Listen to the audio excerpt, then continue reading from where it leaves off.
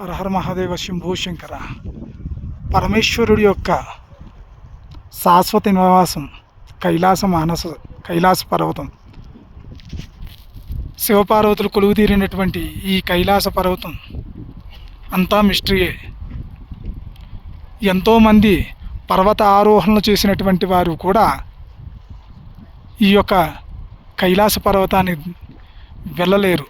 ఎందుకంటే సాక్షాత్తు శివపార్వతులు, ప్రమదగణాలు, దేవాది దేవతలు కొలువుదీరినటువంటి ఈ యొక్క కైలాస పర్వతం మహిమానిత్యమైనది. చాలామంది ఈ యొక్క కైలాస పర్వతాన్ని అధిరోహిద్దామని చెప్పి వెళ్ళిన వాళ్ళు కూడా వాళ్ళ యొక్క జుత్తు పెరిగిపోవడం, కాళ్ళు వేళ్ళు యొక్క గోర్లు పెరిగిపోవడం, వారి వయసు ఉన్న వయసు కంట యవ్వనం పోయి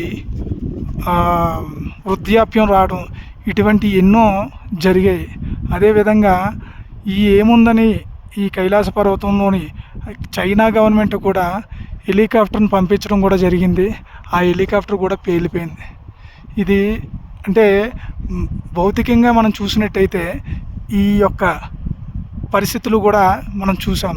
అయితే ఎన్నో అద్భుతాలు, ఎన్నో మహిమాన్వితమైనటువంటి స్థితిని కలిగినటువంటి ఈ కైలాస పర్వతం అన్నది అద్భుతం, అమోఘం.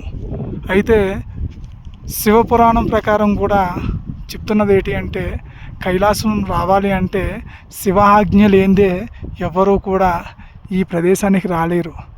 ఎన్నో జన్మల పుణ్యఫలం ఉంటేనే కానీ ఈ కైలాస పర్వతాన్ని ఏ జీవుడు కూడా దర్శించుకోలేడు.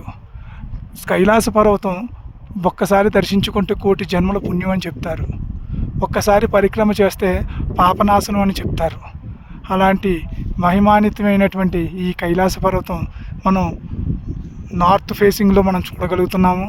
ప్రస్తుతం ఇది దీరాపుక్కులో మేము రాత్రి బస చేసాము. ఆ స్వామివారి యొక్క అనుగ్రహ కరుణా కటాక్ష వీక్షణాలు అందరికీ కలగాలని ఈ వీడియో చేస్తున్నాను. అయితే రావణుడు కూడా ఈ యొక్క గాథ ఉంది. కైలాస పర్వతాన్ని పెకిలించిపోతుంటుండగా, ఈ యొక్క కైలాస పర్వతాన్ని పెకిలిస్తుంటుండగా అహంకారంతో, అహంభావంతో ఎప్పుడైతే ఈ పెకిలించడం చేస్తున్నాడో స్వామివారు ఈ కైలాస పర్వతం నుంచి బొటనవేలుతో ఈ యొక్క కైలాస పర్వతాన్ని నొక్కిపెట్టగా 1000 సంవత్సరాలు ఆ రావణ బ్రహ్మ 1000 సంవత్సరాలు ఈ కైలాస పర్వతం కింద నలిగిపోయాడు.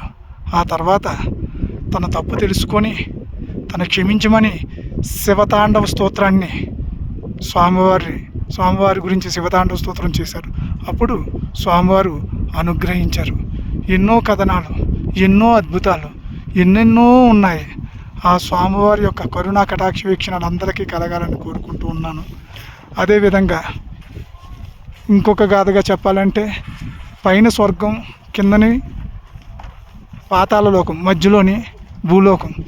ఏదైనా సరే విశ్వశక్తి అంతా కూడా ఈ కైలాస పర్వతం దగ్గర నుంచే ఇదొక విశ్వశక్తి అంతా కూడా వెళ్తుందని మనకి తెలుస్తుంది.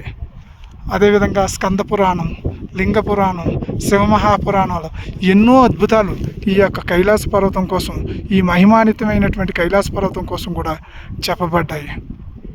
అయితే మనం భూమి మీద మనం చూసుకున్నట్టయితే శివుడి యొక్క స్వరూపం అంతా అయితే, శివుడి యొక్క పాదాలు రామేశ్వరం అయితే, నాభిస్థానం వచ్చేటప్పటికి శ్రీశైలం అవుతుంది. అదేవిధంగా ముఖస్థానం వచ్చేటప్పటికి కాశీ విశ్వేశ్వర స్థానం అవుతుంది. అదేవిధంగా బ్రహ్మస్థానం వచ్చేటప్పటికి కేదారేశ్వర స్థానం అవుతుంది. ఈ కైలాస పర్వతం సహస్రారంగా మనకి చెప్పబడుతుంది. అంటే స్వామివారి ఇక్కడ సహస్రారం అహంకారంతో, అహంభావంతో ఈ యొక్క కైలాస పర్వతాన్ని అధిరోహిద్దామంటే అది జరగనటువంటి పని. మనం ఇప్పుడు కూడా కైలాస పర్వతాన్ని దర్శనం చేసుకొని పరిక్రమణ మాత్రమే స్వామివారిని మనం కోరుకోవాలన్నమాట.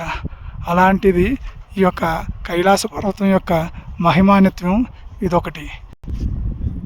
అయితే నాకు తెలిసిన విషయాలన్నీ కూడా ఈ కైలాస మానస సరోవరం, కైలాస పర్వతం కోసం కూడా నేను నాకు తెలిసిన విషయాలన్నీ చెప్తున్నాను.